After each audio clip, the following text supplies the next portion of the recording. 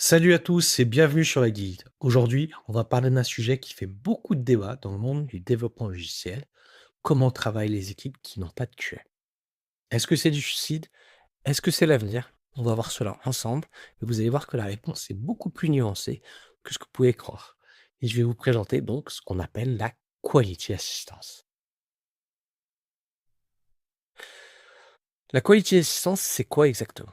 C'est d'abord un changement de vocabulaire qui n'est pas anodin. On passe du terme quality assurance à quality assistance. Mais ce n'est pas juste du marketing. Concrètement, ça veut dire qu'on va faire en sorte que la qualité devienne une responsabilité partagée. Vraiment, par toute l'équipe. Et on passe au-delà de ceux qui disent si la responsabilité est l'affaire de tous, c'est de l'affaire de personne. Là, le but, c'est vraiment de mettre de la culture, mais j'y viendrai plus tard. La QA n'est plus celui qui assure la qualité tout seul, mais celui qui assiste l'équipe et va devenir ce qu'on appelle un facilitateur. Le rôle du QA va changer complètement. Il n'est plus seulement un testeur. Le focus change aussi. On ne cherche plus seulement à détecter les bugs, mais vraiment à les prévenir et à essayer de livrer bien du premier coup. Vous avez probablement entendu cette phrase. La qualité, c'est l'affaire de tous. Honnêtement, entre l'intention et la réalité, il y a souvent un gouffre. Avec la QA traditionnelle, on se retrouve avec une boucle de feedback relativement lente.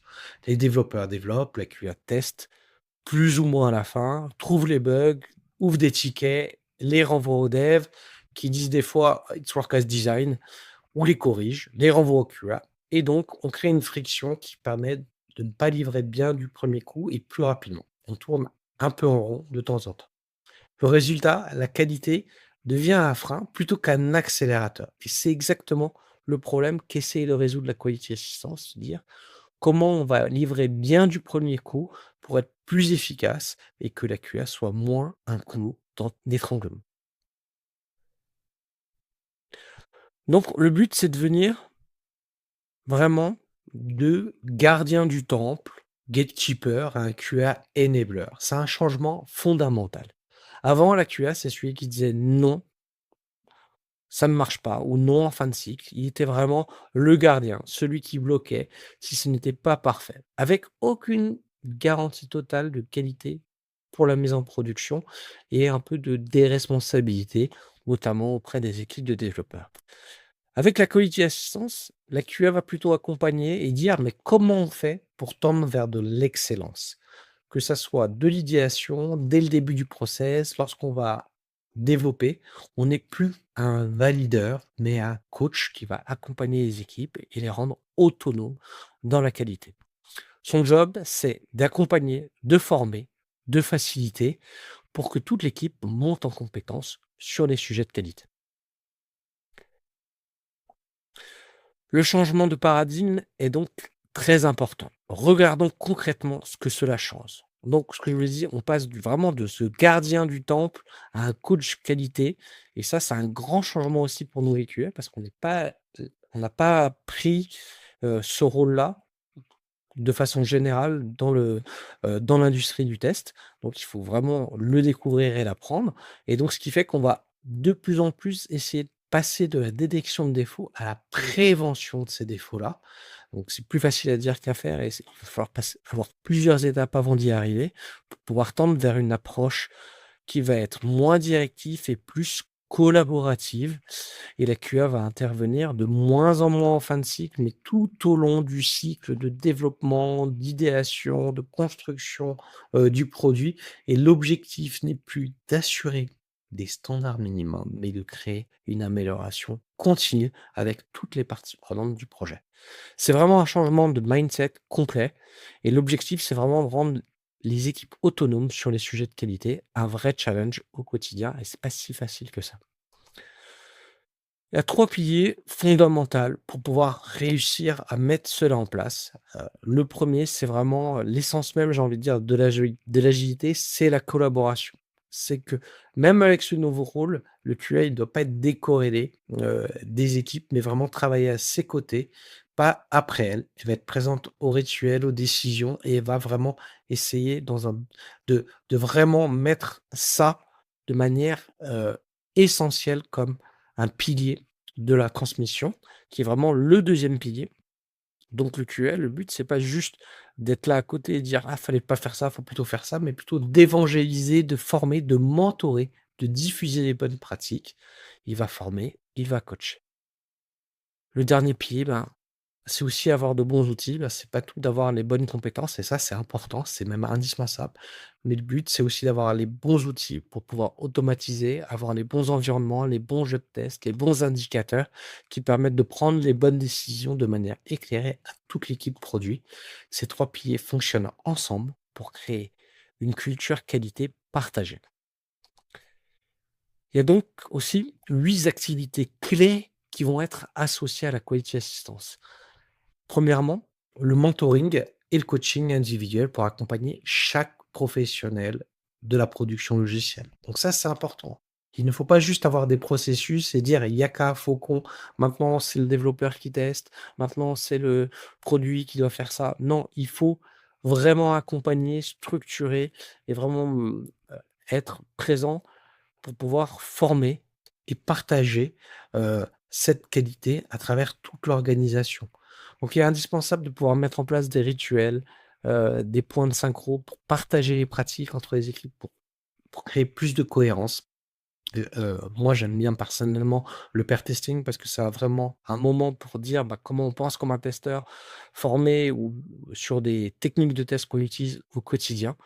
Le but, c'est vraiment de trouver l'équilibre entre qualité et rapidité, même si moi je pense que la qualité sous-tend la rapidité. Si on livre bien du premier coup, plutôt qu'en 2 ou 3 fois, on va aller plus vite, qu'avant et plus vite que nos concurrents. Il y a une notion aussi de d'automatisation qui est indispensable. Ça fait pas tout, mais si on veut être rapide, efficace et avoir des feedbacks, le plus rapidement possible en tant qu'équipe et notamment en tant que développeur, ben, il faut que l'automatisation soit au cœur de votre stratégie et chaque équipe a des cultures, des techniques qui vont être différentes et donc il faut choisir le bon framework et les bons outils. Et une autre, activité qui est indispensable, ben, c'est vraiment de pousser au quotidien l'autonomie, la prise de décision et donc aussi la prise d'erreur, mais qui doit être rapide et efficace pour apprendre plus rapidement. Et donc, faut aussi accepter qu'il y aura une légère phase de chaos lors de cette phase de transition. Et donc, le but, c'est vraiment de créer une expertise partagée avec des référentiels de connaissances accessibles par tous, que ce soit à l'écrit, via un chatbot, mais aussi avec le coach, pour pouvoir être le plus efficient possible. C'est vraiment un changement de paradigme déjà qui n'est pas fait pour toutes les équipes. Certes, voilà, c'est là je vous explique comment les équipes qui ont pas de testeurs dans leurs équipes, comment ils y arrivent. Donc on va regarder concrètement ce qui change, heu, dans cette démarche. Le premier changement, c'est vraiment, je l'ai dit, on passe de gatekeeper à coach qualité. Donc ça, c'est un vrai changement déjà pour nous en tant que QA, parce qu'on est passé de on connaît très bien notre métier à il faut qu'on l'explique, qu'on l'évangélise, qu'on le porte au niveau de l'équipe.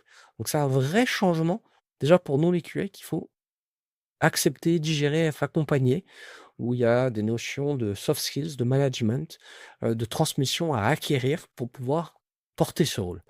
Le deuxième changement, c'est ouais, voilà, comment on va essayer de se dire qu'on va anticiper, les problèmes et on va les prévenir et comment donc on va mettre en place de la catégorisation de bugs, comment on va mettre de la gestion des risques, comment on va mettre du root cause analysis pour pouvoir y arriver, par exemple. Troisième changement, au lieu de dire, que nous QA, on va tester comme ça, on va être dans une approche collaborative avec les devs, les PO pour dire, bah, comment on va construire la qualité ensemble, comment on va l'évaluer à chaque niveau et à chaque step d'évolution du produit. Donc ça change énormément de choses pour pouvoir y arriver. Quatrième changement, le QA n'intervient plus du tout à la fin de cycle pour mettre un tampon, mais tout au long du cycle de développement du produit, bien avant la première ligne de code, au moment de la conception, de l'idéation et aussi, on peut même être en shift right pour voir un peu ce qui se passe en production et anticiper les évolutions futures.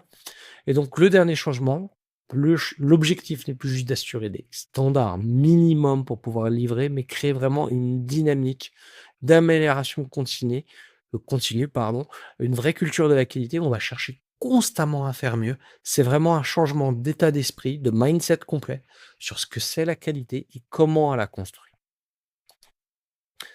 Pour y arriver, comme je vous l'ai dit, le rôle de la QA change énormément et donc il faut acquérir de nouvelles compétences qui ne sont pas que des hard skills. Les compétences les plus importantes à développer sont les soft skills pour pouvoir y arriver. C'est d'avoir, une bonne communication et aussi de l'influence pour pouvoir convaincre sans autorité hiérarchique. Même si il est indispensable d'avoir un sponsor pour pouvoir, heu, appuyer la démarche, la valider, mais dans la réalité des faits, au concret, au quotidien, ben, le QA qui devient coach, ben, lui, il va falloir qu'il ait cette posture et qu'on lui apprenne parce que c'est pas forcément inné et je vous rassure, toutes les soft skills peuvent s'apprendre. La 2e compétence, c'est voilà, c'est la pédagogie, l'art de transmettre, pour que la facilitation et la connaissance soient plus facilement, comprise par les développeurs et leur dire: «Bah, oui, tu es pas obligé de tout tester, il y a des techniques pour faire le moins de tests possible et avoir la meilleure couverture possible. Voici les risques quand on fait de l'automatisation» et cetera et cetera. Donc, ce qu'il faut voir, le but, c'est d'avoir une certaine forme de leadership, mais sans autorité sur les équipes. Et donc, il faut pouvoir inspirer le changement sans pouvoir l'imposer. Donc, pour ça, un petit tips, c'est de identifier une équipe qui a vraiment envie de changer, qui va être moteur dans ce changement-là, d'avoir des résultats positifs et de communiquer avec elle sur ces changements auprès des autres équipes pour pouvoir accompagner d'autres équipes plus facilement, qui étaient peut-être pas réticentes, mais qui étaient ni pour ni contre, et petit à petit convaincre des équipes au fur et à mesure. Donc, bien sûr, je parle de soft skills parce que c'est indispensable et c'est des choses qu'on ne nous a pas forcément apprises au cours de notre carrière en tant que QA, mais l'expertise technique, pardon, reste indispensable, et notamment sur l'automatisation, notamment sur les techniques de test. Donc si vous avez pas ça et que vous avez développé les soft skills, ça va pas suffire pour pouvoir accompagner une équipe dans sa globalité. Donc le coaching et le mentorat, globalement aussi, il vous le faut pour pouvoir accompagner. Donc c'est l'art de coacher, l'art de mentorer, mais tout ça, c'est la somme de toutes les compétences que vous allez avoir, appuyé avec une autre compétence qui me paraît indispensable, c'est d'avoir une pensée critique. Ça veut dire que, heu, on va gérer un projet avec une unicité. Chaque projet a ses spécificités, a sa culture, ses compétences, donc il faut le prendre en compte et coupler avec une analyse des risques qui va vous permettre de prioriser intelligemment à la fois vos actions d'accompagnement, mais les actions d'équipe.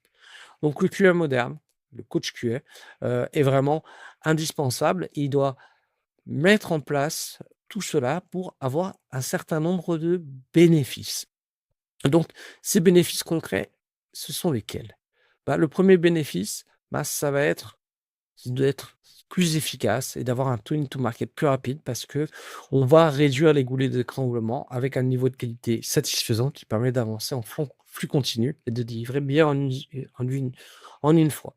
Je vous parle quand on a réussi à tout mettre en place, hein. Il y a forcément des étapes où il y aura des petits couacs, il faut aussi l'accepter. Le deuxième bénéfice, c'est que normalement aussi on va réduire les coûts parce qu'on va détecter, les bugs plus tôt et donc on va pas refaire une user story plusieurs fois et donc ça, c'est vraiment très intéressant. Et le troisième bénéfice, c'est aussi, bah, donc la satisfaction de nos utilisateurs, de nos clients avec, une meilleure qualité et une satisfaction dans l'expérience utilisateur.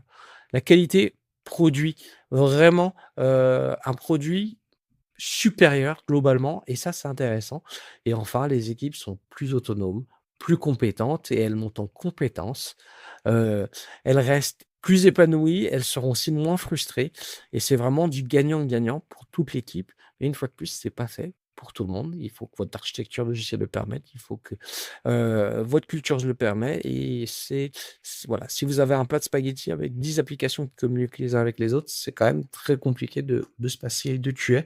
C'est fait pour une certaine partie des équipes, mais une partie de ce que je vous ai dit est réutilisable dans une organisation, j'ai envie de dire, un peu plus standard. Donc le défi forcément qu'on va rencontrer dans cette transition, parce que soyons honnêtes, c'est plus qu'une transition, c'est une grosse transformation qui n'est pas un long fleuve tranquille. Il y a certains défis qu'il faut anticiper. Le premier, il faut vraiment avoir des objectifs clairs à court, moyen et long terme pour pouvoir définir un plan d'action accompagné et que ce soit clair pour toutes les équipes. Sinon, vous n'y arriverez jamais. Le deuxième défi, c'est la culture d'entreprise qu'il va falloir faire évoluer et ça, c'est probablement le plus difficile et donc il faut vraiment identifier les projets les plus moteurs qui ont envie de se transformer et pas essayer de commencer par l'équipe qui a des croyances très ancrées depuis des années et qu'il ne veut pas changer. Troisième défi, et il faut qu'on forme tout le monde. Donc, les développeurs, les PO, les DevOps, les managers, tout le monde doit être sensibilisé et il faut former aussi les QA, notamment sur les soft skills que je vous ai présentés juste avant. Quatrième défi, c'est transformer ces rôles-là. Et ben, c'est transformer vos rôles de QA, mais aussi transformer les rôles du PO, du dev qui doivent assurer certaines choses qu'ils n'assuraient pas avant. Et ça, c'est un vrai défi. Parce qu'ils disent, mais comment on va faire? Parce qu'on a toujours le même volume d'activité à produire et le même temps associé. Et donc, il faut vraiment adapter tout ça, prendre son temps pour former les compétences et y arriver. C'est vraiment une période de transition qu'il faut pouvoir gérer parce que tout ne se fait pas du jour au lendemain. Il faut compter plusieurs mois, voire 1 ou 2 ans pour une transformation complète dans des entreprises relativement grandes. Donc, ce qu'il faut retenir, c'est si vous deviez, voilà, vraiment retenir, je dirais 5 choses de cette vidéo qui est un peu plus longue que ce que je pensais. 1, la qualité, c'est l'affaire de tous. Clairement, pas d'une seule personne. Et voilà, c'est comment on va y arriver. C'est un peu ce que je vous ai expliqué là-dessus. C'est un vrai challenge. Si vous avez atteint ce premier objectif, vous avez fait une grande partie du chemin. 2, il faut prévenir plutôt que corriger. Donc shift left à fond, anticiper, anticiper. Le bug qui coûte le moins cher, c'est le bug qu'on n'a pas mis dans le système, clairement. Troisièmement, le QA, il va changer de rôle. Il va devenir un facilitateur, un coach QA et de moins en moins un testeur. Dans une phase de transition, il va devoir faire les deux et c'est un peu compliqué, mais il faut l'accepter. Quatrièmement, avec ce modèle, on va être plus rapide et plus qualitatif. Donc, il faut voir que ceux qui l'ont fait ont vraiment eu des bénéfices très importants. Il y a des grandes boîtes comme Atlassian, Netflix qui l'ont mis en place. Donc, c'est possible, mais il faut que votre architecture logicielle puisse sous-tendre cette transformation et pas que ça soit quelque chose de trop complexe à mettre en place. Et dernièrement, c'est un investissement, et c'est un investissement rentable qui permet vraiment d'avoir plus d'ownership, plus de responsabilité, qui va demander certes des efforts, mais dont les bénéfices vont être vraiment massifs sur le long terme. Si vous voulez en apprendre plus sur ce qu'est la quality assistance, j'ai aussi rédigé une série de 7 articles sur ce sujet qui est disponible sur mon blog et j'ai mis le lien en description de la vidéo. N'hésitez pas à le voir. J'espère que cette introduction à la quality assistance vous a plu et qu'elle vous a donné des pistes de réflexion. Si c'est le cas, n'oubliez pas de vous abonner à la guilde. On parle régulièrement de sujets comme celui-ci. Partagez votre expérience en commentaire. Est-ce que vous avez déjà travaillé avec une équipe avec pas de QA? Comment ça s'est passé? Est-ce que ça a été un vrai défi? Est-ce que ça a réussi? Est-ce que ça a été un échec? N'hésitez pas à le partager en commentaire. Et bien sûr, activez la cloche pour ne rater aucune de mes prochaines vidéos, parce que dans les prochains épisodes, on va parler aussi de cas concrets, de transformation et de sujets autour de la qualité logicielle. À très bientôt sur la guilde et n'oubliez pas, la qualité, c'est l'affaire de tous. Ciao!